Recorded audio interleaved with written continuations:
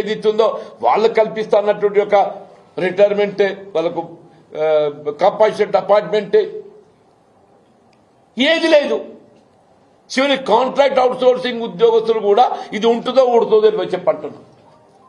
ఇలా contract out sourcing ఉద్యోగస్తులు కూడా అభద్రతతోని చివరి మన శాంతి భద్రతలు పర్యవేక్షించేటట్టుగా హోంగార్డ్, మన శాంతి భద్రతలు పర్యవేక్షించేటట్టుగా హోంగార్డ్స్ అని చెప్పంటారు. పాపం ఎన్నైనా ఆలోచన చేస్తున్నావు వాళ్ళ గురించి. వాళ్ళు వైద్య సదుపాయాలు కల్పించాలి, వాళ్ళకి కంపల్సరీ అపాయింట్మెంట్ ఇవ్వాలి. అంగన్వాడీ ఆయాలు ఉన్నారు. ఎవరి గురించి నీ ప్రజాపాలన అంటూ నేను నీ ప్రజలుగా ఎంతవరకు ఏదో నువ్వు నీ తాబేదారు తప్ప ఎవరికైనా ఆలోచన చేస్తున్నావా? మీ ఇదంతా సహించలేక ఏదైతుందో నేను కాంగ్రెస్ పార్టీ ఒక క్రమశిక్షణ కార్యకర్తగా నేను ఆశించిన ప్రభుత్వం వేరు, నేను ఆశించిన ప్రభుత్వం వేరంటూ నేను కాంగ్రెస్ పార్టీ అధిష్టాన ఆలోచన విధానం. రాహుల్ గాంధీ గారు ఏదైతుందో రాజ్యాంగం చేతబుని జై బాపు జై భీమ్ జై సంవిధాన్ నినాదం ఇచ్చిండే. ఏమైందే జై బాపు జై భీమ్ జై సంవిధాన్? రాహుల్ గాంధీ గారికి తెలంగాణ రాష్ట్రం ఏమవుతుందో కనబడతలేదా? రాహుల్ గాంధీ గారికి తెలంగాణ ఏమవుతుందో కనబడతలేదా? తెలంగాణ రాష్ట్రానికి రాజ్యాంగ నిబంధనలు వర్తించాయా? జీవన్ రెడ్డి గారికి 14 సార్లు టికెట్ ఇచ్చిన నాకు ఇది కథ గమ్ముతుందిరా. నాకు సమర్థత లేకుండా టికెట్ ఇచ్చినావే? నాకు ఎన్నికల పోటీకి సమర్థత లేకుండా టికెట్ ఇస్తారు ఎవడన్నా? నేను చెప్పింది నేను 2 సార్లు ఏదైతే కేసీఆర్ గారు తెలంగాణ రాష్ట్ర ఏర్పాటు ఉద్యమం జాగృతి చేయడానికి కొరకు ఏదైతుందో వారు పదవులు త్యాగం చేసి ఎన్నికలు పోటీ చేస్తే నన్ను దొరకబడి కమిటీని పెట్టిండు. అక్కడ అసలు చల్లించుడు వీకినాడు, ఎక్కడో వీకినాడు. మొన్నటి ఎన్నిక మత ఓటు డివిజన్ అనేది అవుతుందో మతతత్వంతో డివిజన్ అయితే నీకు పోటీ చేయడానికి మనకు అవకాశం ఇచ్చింది. 96 ఉప ఎన్నిక ఏదైతుందో మొత్తం దేశంలోనే ఒక ప్రతిపక్ష పార్టీ అభ్యర్థి 73% ఓట్ ఐ గాట్ పోల్డ్. నీలాగా కాదయా నేను ఎమ్మెల్సీ గెలిచిన అని చెప్పంటే రాజకీయాలకు అతీతంగా చెప్పంటారు. రాజకీయాలకు అతీతంగా ఆయన మొత్తం శాసన మండలి పరిధిలో ఇద్దరు ఎమ్మెల్యేలే. కానీ ఇవాళ 20 మంది ఎమ్మెల్యేలు పెట్టుకొని ఇదే రేవంత్ రెడ్డి గారు కాలుకు బల్బం కట్టుకొని మొత్తం జిల్లాలు తిరిగిండా. ఎందుకు గెలిపేది మన శాసన మండలి? ఇదే రేవంత్ రెడ్డి గారు ముఖ్యమంత్రిగా మొత్తం జిల్లాలు తిరిగిండు, పెట్టుబడి పెట్టిండు. మనం ఎందుకు గెలవలేదే? పార్లమెంట్ ఎందుకు గెలవలేదే? నీ సొంత నియోజకవర్గం కొడంగల్లో ఏదైతున్నదో ఈయన ముఖ్యమంత్రి కాకముందు బీజేపీకి అక్కడ 4,000 ఓట్లు వస్తే ఈయన ముఖ్యమంత్రి అయినాక అది 63,000 ఓట్లు వచ్చినాయి. కొడంగల్లో మహబూబ్నగర్ పార్లమెంట్ నియోజకవర్గ పరిధిలో శాసనసభ ఎన్నికల్లో 4,000 ఓట్లు వస్తే పార్లమెంట్ ఎన్నికల్లో అది 63,000 పెరిగింది. 59,000 ఓట్లు పెరిగింది అంటూ దానికి ఎవడు బాధ్యుడే? రాహుల్ గాంధీ గారు ప్రధానమంత్రి కాలేకపోయిందంటే ఎవడు బాధ్యుడు? నువ్వు కాదా? ఇంకా ఈయన రాహుల్ గాంధీ ప్రధానమంత్రి చేస్తారట,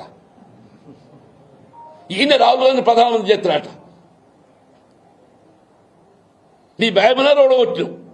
మహబూబ్నగర్ శాసనమండలి ఓడిపోయింది అన్న అంటే శాసనమండలి ఓడిపోయింది. మహబూబ్నగర్లో చేవల్లో ఓడిపోయింది. సికింద్రాబాద్ మల్కాజిగిరి ఈయన ప్రాతినిధ్యం వహించిండు, ఒక్క సీటు గెలవలేదు. మల్కాజిగిరిలో ఈయన పార్లమెంటే ప్రాతినిధ్యం వహించినాడు ఏదైతున్నదో ఒక్క అసెంబ్లీ సీటు కూడా గెలవలేదు అంటున్నా. పార్లమెంట్ గెలవలే. ఈయన కాంగ్రెస్ పార్టీ గురించి మాట్లాడతాడు. ఎంత నీ స్వార్థ ప్రయోజనాలు, నీ ఆర్థిక ప్రయోజనాలు తప్ప నీకేముంది అని చెప్పంటు నేను. నీ స్వార్థ ప్రయోజనాలు, నీ ఆర్థిక ప్రయోజనాలు తప్ప ఏముంది అని చెప్పంటు నేను. తెలంగాణ రాష్ట్రానికి ఏదైతుందో వీళ్ళు కేసీఆర్ గారే శ్రీరామ రక్ష అని చెప్పంటారు. అందరం కూడా కోరుకునేది కేసీఆర్ గారికి ప్రభుత్వం తిరిగి రావాలని కోరుకుంటున్నాం. ఇది ఒక మా బీఆర్ఎస్ శిలండే కాదు, ఇది యావత్ తెలంగాణ సమాజం కోరుకుంటుంది. ప్రజల నానుడు వచ్చింది. ఈ రాష్ట్రాన్ని పట్టిన శని పీడ విరడ కావాలి, ఈ రేవంత్ రెడ్డి పోవాలని చెప్పని రాష్ట్ర ప్రజానికే కోరుకుంటున్నా చెప్పి అంటున్నాను. ఉంటావు 2 ఏళ్ళు, నువ్వు ఉంటావు, నీ ఎవరొచ్చో తెలియదు. కాంగ్రెస్ పార్టీ ఎప్పుడేమైందో తెలియదు. కొసలేదాకా ఈయన ఉంటా అని చెప్పి అనుకుంటుండు నేను కొసలేదాకా ఉంటా అని చెప్పని. కానీ అధిష్టానం గమనిస్తుంది. ఈయన ఇప్పుడే పోయేదైతే బీజేపీ దానిలో చేరిండు. ఎందుకు నడమ ఉన్నాడుగా చంద్రబాబు నాయుడు గారు, నడమ రాయబారి వారది ఉన్నాడు. ఈయనకున్న ఎన్డీఏ ప్రభుత్వం మధ్య బీజేపీ మధ్య ఏదైతుందో వారది చంద్రబాబు నాయుడు ఉన్నాడు. ఈయన అనుకుంటున్నాడు చంద్రబాబు నాయుడు కాపాడతానని చెప్పాను. కాంగ్రెస్ పార్టీ అధిష్టానం ఇవాళ నిర్వీర్యం నిశ్చితమైనట్టు కనబడుతుంది. మరి ఇన్ని కుట్రలు కుతంత్రాలు చేస్తున్నా కానీ మరి ఎందుకు సైలెంట్ ఉంటుందో అర్థం కావటం లేదని చెప్పండి. రాష్ట్రంలో కాంగ్రెస్ పార్టీ సుస్థిరంగా ఉన్నది, 66 స్థానాలు ఉన్నాయి. నీకెందుకే మళ్ళీ ఇంకా కొత్త సభ్యులు? నీ సభ్యులను నీకు నమ్మకం లేదా? ఎందుకు కాంగ్రెస్ పార్టీ అధిష్టానాన్ని ఏదైతుందో ప్రెషర్ టాక్టిక్స్, నీకంటే కుంపటి ఏర్పాటు చేసుకోవాలి. దయచేసి ఏదైతుందో కనీసం నిన్నటి సభ కేసీఆర్ గారు ఏదైతుందో జగిత్యాల సభ అని చెప్పి జగిత్యాలకి పరిమితం కాదు. వాస్తవం నిన్నటి సభ దీని అంత పెద్ద ఎత్తున మరి కేసీఆర్ గారి అభిమానులు ఎవరు ఊహించిన దానికంటే ఏదైతుందో వీళ్ళ పెద్ద ఎత్తున అని చెప్పి యావత్ తెలంగాణ సమాజం మొత్తం టీవీల ముందు కూర్చున్నారే. జగిత్యాల రోడ్ల మీద ఎట్లయితే ఎల్ఈడీల ముందు కూర్చున్నారో ఆ 8 గంటల సమయం లోపల ఎప్పుడు కేసీఆర్ గారు మాట్లాడతారు, ఏం మాట్లాడతారు, మా భవిష్యత్తు ఎట్లా నిర్దేశిస్తారు, మాకేం ప్రణాళిక ఇస్తారు అని ఆలోచిస్తూ మొత్తం టీవీల ముందు కూర్చున్నారా. ఈయన రేవంత్ రెడ్డి అడ్డుకుందామని ఎన్ని కుట్రలు చేసినా కానీ నిన్న రేటింగ్ చూపెట్టు సంజయ్ వీళ్ళ కోర్టు ఎమ్మెల్యే గారు రేటింగ్ ఎట్లా పోయింది అని చెప్పాను. వ్యూవర్స్ ఏదైతుందో మీకు తెలుసు కదనే, ఛానల్స్ ఏదైతుందో ఇక్కడ కేసీఆర్ గారి ప్రసంగం అవుతుంటే అదే సమయానికి రేవంత్ రెడ్డి అక్కడ నేను ముఖ్యమంత్రిని కదా నాకు చూడు అని చెప్పాను. సూచనుడు కావాలి కదా. అట్లా ఏదైనా కానీ ఏదైతుందో ఇవాళ రాష్ట్రంలో జరుగుతున్న పరిణామాలు, జగిత్యాల్లో జరుగుతున్న పరిణామాలు అంటే వాస్తవంగా కూడా ఎవరైనా పార్టీని వీడాలని ఎవరు కూడా భావించాం. వాస్తవంగా సఫికేషన్ 20 మాసాలు ఏదైతుందో నేను నిజంగా కూడా నేను అంటే మానసికంగా నేను ఎదుర్కొన్నటువంటి ఒక ఇబ్బందులు క్షోభొచ్చే కేసీఆర్ గారు ఏదైతుందో పెద్ద మనసుతో నిన్న చెప్పాను నేను బహిరంగ సభలో. కేసీఆర్ గారు పెద్ద మనసుతో ఏదైతే నాకు చేయుతూని ఇచ్చిండ్రు, నన్ను హక్కుని చేర్చుకున్నారని చెప్పంటారు, నా హక్కుని చేర్చుకోమని చెప్పంటారు. నాకు బీఆర్ఎస్ పార్టీలో చేరే అవకాశం కల్పించి నా ప్రజా జీవితానికి ఒక నూతన అధ్యాయం ఆరంభింపబడ్డదంటున్నా. నా ప్రజా జీవితానికి ఏదైతుందో ఒక నూతన అధ్యాయం ఆరంభింపబడ్డని చెప్పంటున్నా.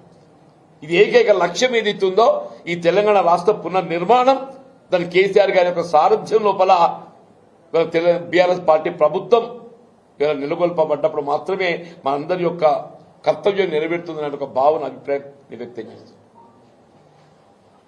సీఎం రేవంత్ రెడ్డి పదవి లేకుండా ఒక ఏడాది కూడా ఉండలేకపోయారా జీవన్ రెడ్డి అని అంటే నా అసలు నేను చెప్పిన నా రాజకీయ జీవితం తెరిచిన పుస్తకం. నేను 94కి వెళ్ళి 2004 దాకా పదవి లేకుంటున్నాను. ఒక్క నిమిషం, 94కి వెళ్ళి 2004 దాకా పదవి లేకుంటున్నా. 2014 నుంచి ఏదైతే ఉందో 23 దాకా పదవి లేకుండా ఎన్నప్పుడు నేను పదవి కాదు, శాసన మండలి సభ్యత్వం కూడా ఏదైతుందో రాజకీయాలకు అతీతంగా నాకు అవకాశం వచ్చింది. నాకు నిజంగానే పదవే కావాలని కోరుకున్నట్టయితే ఇప్పుడే చెప్పాను నేను, నాకు పార్టీ ప్రేమ చట్టం కూడా అడ్డు లేకుండే. 2019లో నీ ఏకైక శాసన మండలి సభ్యుని కాబట్టి నాకు పదవి లేకుండా కూడా పార్టీ ప్రేమ చట్టం నాకు అడ్డు లేకుండే. వీళ్ళ పదవి కాదు, వాళ్ళకి పదవి వస్తలేదు. ఇక్కడ కేసీఆర్ గారు ఏదైతుందో నాకు పోరాట లక్ష్యం అని చెప్పడం, వీళ్ళ ప్రజాక్షేత్రం లోపల ఏదైతుందో ప్రజల పక్షం నిలబడి పోరాటం చేసేటువంటి ఒక బాధ్యత చెప్పంటున్నా. ఇది పదవి కాదు. అందరం కూడా మీరు 2 ఏళ్ళు రోడ్ల మీదనే ఉండాలి. పదవుల కోసం వెంపర్లాడేది రేవంత్ రెడ్డి. ఆయన ఎవరు వేం నరేందర్ రెడ్డి ఏం సేవ చేసిందే కాంగ్రెస్ పార్టీకి? వేం నరేందర్ రెడ్డి అనే అతడు ఏదైతుందో కాంగ్రెస్ పార్టీకి ఏం సేవ చేసిందని చెప్పట్టు నేను. ఇవాళ రేవంత్ రెడ్డి గారికి ఒక వ్యక్తిగత సహాయకుడు, ఆ చిన్నారెడ్డి గారికి ఇచ్చేది ఉంటే నేను అడగలే రాజ్యసభ. మీకు తెలుసో తెలియదు నాయన, నేను ప్రభుత్వం ఏర్పడ్డ నాడు కూడా నాకు మంత్రి పదవి కావాలని చెప్పి నేను ఢిల్లీ పోలే. రాష్ట్రంలో కాంగ్రెస్ ప్రభుత్వం ఏర్పడ్డ నాడు కూడా ఎవరైనా మంత్రి పదవి కావాలని చెప్పారంటే కాంగ్రెస్ పార్టీ అధిష్టానం ఢిల్లీలో ఉంటుంది కదా, నేను పోలే ఢిల్లీకి. పిసిసి అధ్యక్ష పదవి కొరకు కూడా నేను ఢిల్లీ పోలే. పిసిసి అధ్యక్ష పదవి నా పేరు ప్రకటింపబడి ఇదే పెట్టుబడిదారుల కుట్రతో ఎప్పుడైతే అది నిలిపివేయబడడం జరిగిందో, నేను మళ్ళీ ప్రయత్నంలో భాగంగా నాకు కావాలని చెప్పి ఢిల్లీ పోలే. వీళ్ళ అవకాశాలు ఏదైతుందో సమర్థతతో వస్తాయని అనుకోండి, నేను అవకాశాలు సమర్థతతో వస్తాయని అనుకున్నా. ఇక్కడ కుట్రపూరితంగా ఏదైతుందో ఇలా రేవంత్ రెడ్డి గారు లాంటి వాళ్ళు ఏదైతుందో ఇవాళ పదవుల కోసం కాదులని ఆయన ఆత్మగౌరవం లేకుండా చేసిండు. ఇవాళ ఆత్మగౌరవం ఆత్మ అభిమానం కొరకు ఏదైతుందో నేను బయటకు వచ్చినా చెప్పంట. నాకు ఆత్మ గౌరవం ఆత్మ అభిమానం ప్రధానం అని చెప్పంటున్నా, పదవులు కాదు. పదవుల వెంపర్లాట రేవంత్ రెడ్డి గుట్టాని తెలుగుదేశం పార్టీ ఇలా తెలంగాణ రాష్ట్రం అధికారం రావటం సాధ్యం కాదు, అది తెలుసు. ఏం చేయాలి అధికారం రావాలంటే ఓ స్కెచ్ గీసిండు ఎవరు, చంద్రబాబు నాయుడు గారు. ఆయననే ఇంకో ఈయన తొమ్మ చూపెట్టిండు, ఇంకో నువ్వు ఈ బాట ఓరా నాయన. ఎవడైనా ఎమ్మెల్యే రాజీనామా చేస్తే ఎవరికి ఇస్తారా? స్పీకర్కి ఇస్తాడు. ఎవరికి ఇవ్వాలి? ఈయన ఎవరికి ఇచ్చిండు? చంద్రబాబు నాయుడికి ఇచ్చి ఆయన మంచిగా దాన్ని భద్రంగా ఫ్రిడ్జ్లో తాళం వేసి పెట్టిండు. ఇవాళ టీడీపీ శాసనసభ్యుడిగా శాసనసభలో కొనసాగుతూ Congress party organisation working president. ఇగో ఇది చూడండి, ఈయన శాసనసభ సభ్యత్వం ఆమోదింపబడలేదు, స్పీకర్ గారికి దాన్ని ప్రతిపాదించలేదు, రెఫర్ చేయలేదు. కాంగ్రెస్ పార్టీ అధిష్టానం ఏదైతే ఉందో టీడీపీ సభ్యునికి ఏదైతే ఉందో కాంగ్రెస్ పార్టీ కార్యనిర్వాహక అధ్యక్షుడు వర్కింగ్ ప్రెసిడెంట్ ఇచ్చింది. ఇదంతా చంద్రబాబు నాయుడు గారి ఒక స్కీమ్. నా పార్టీ పేరు చెప్పుకోండి, నువ్వు నీకు గుర్తింపు లభించదురా నాయన. ప్రజల గుర్తింపు లభించాలని ఏమైనా ఉంటే కాంగ్రెస్ పార్టీకి ఉంటుంది. కేసీఆర్ గారు ఉద్యమ నాయకుడు, ఏదైనా ఉద్యమ ప్రదాత ఇచ్చిందని చెప్పి అనుకుంటే గుర్తిస్తే సోనియా గాంధీ గుర్తిస్తారు. నువ్వు ఇక్కడికి కాదు అక్కడ పోరా అని చెప్పని స్కెచ్ గీసి ఇది అదే స్కెచ్ నడుస్తుంది. పదవుల వెంపర్లాట నాకు కాదు, రేవంత్ రెడ్డికి. ఆయనే చెప్తాడు ఎప్పుడు నేను తొక్కుకుంటూ వచ్చినా అని చెప్పని. నేను ఎవరిని దొక్కలే, నాకు తెలిసిన పుస్తకం అని చెప్పి అంటున్నాను. నేను చెప్పిన నలుగురు మున్సిపల్ చైర్మన్ కావడానికి నేను తోడ్పడ్డా అని చెప్పని. ఆయన ఇంతమంది మున్సిపల్ చైర్మన్ చేసిండే. నా జగిత్యాల నియోజకవర్గం లోపల ఏదైతుందో నలుగురు మున్సిపల్ చైర్మన్లు కావడానికి నేను తోడ్పడ్డా. ఓ 10 మంది ఎంపీలు దడిపిడిలు కావడానికి తోడ్పడ్డా. ఓ 100 మంది ఎంపీటీలు కావడానికి తోడ్పడ్డా. ఓ 10 మంది కౌన్సిలర్ కావడానికి తోడ్పడ్డా. నువ్వు ఎంతమంది చేసినవే? మైక్ ఉంది కదా, మాట్లాడడానికి అయిపోతుందా? మైక్ కూడా ఎవడో ఏదైనా మాట్లాడతానంటుంది ఇప్పుడు రేవంత్ రెడ్డి కథ. Thank you. బీసీలకు ఏదైతే మున్సిపల్ చైర్మన్ కానీ ఎంపీపీలు కానీ నష్టపోతున్నారని చెప్పి సవరణ జ్యోతి పేరు బీసీలకు అయితే మున్సిపల్ చైర్మన్ ఎంపీపీలు కానీ మున్సిపల్ చైర్మన్ కానీ బీసీలది వేరే ఓసీలు అనుభవిస్తున్న సవరణ జ్యోతి పేరు గవర్నమెంట్. ఒక ముఖ్యమంత్రి స్థాయిలో వ్యక్తి 317 జీవో ఆర్థిక పరంగా ఎందుకు పేరు అంటే కాదు బాబు, నేను కూడా అప్పుడు సభలో ప్రయత్నం చేసినాం, అందరం కూడా ప్రయత్నం చేసినాం. చేశారు, తెచ్చారు. ఎంపీపీలు వాళ్ళు బీసీలు చేశారు, మున్సిపల్ చైర్మన్ కూడా బీసీలకు మళ్ళీ అవకాశం చేసే చట్టం తగు మార్పులు చేయబడే విధంగా ఏదైతే సూచన చేసి మార్పు చేపించగలిగిన బాబు అని చెప్పంటారు. 317 జీవో కూడా మార్చడానికి నా సలహాలు సూచనలు ఇచ్చిన బాబు. నేను అంటున్నాను, నేను సలహాలు సూచనలు ఇచ్చిన, నేను శాసన మండలి వేదికగా మాట్లాడి నేను పాటించేటోడు కావాలి కదనే, పాటించేటోడు కావాలి కదా. అరే అది పాటించేటోడు కావాలి, వాళ్ళ చిత్తశుద్ధి ఉండాలి కదా. ఇప్పుడు ఏమంటే బీసీలను మాట్లాడతా వసంత గారు, ఇప్పుడు కేసీఆర్ గారు ఏదైతుందో సమగ్ర కుటుంబ సర్వేలో ఆనాడు కులగణన చేస్తే బీసీ జనాభా 51% వచ్చిందమ్మా. కేసీఆర్ గారు ఏదైతుందో సమగ్ర కుటుంబ సర్వే వారు కులగణన చేస్తే ఎక్స్క్లూడింగ్ ముస్లిం పాపులేషన్ ఎక్స్క్లూడింగ్ ముస్లిం పాపులేషన్ 51% వచ్చిందమ్మా. మరి ఇదే రేవంత్ రెడ్డి ఏదైతుందో ముస్లిం జనాభా కలుపుకొని 56 వచ్చింది. అంటే అందులో 11% ముస్లిం జనాభా ఉన్నది. అది తీస్తే మన బలహీన వర్గాలకు 5% దెబ్బ కొట్టింది. మన బలహీన వర్గాలకు కేసీఆర్ గారి యొక్క లెక్కల ప్రకారంగా 51% వచ్చింది. రేవంత్ రెడ్డి గారి లెక్క ప్రకారంగా 46% వచ్చింది. ఇంకా ఇది ఆయన చిత్తశుద్ధం అంటూ నేను ఇంకా ఆయన మాట్లాడతాడు.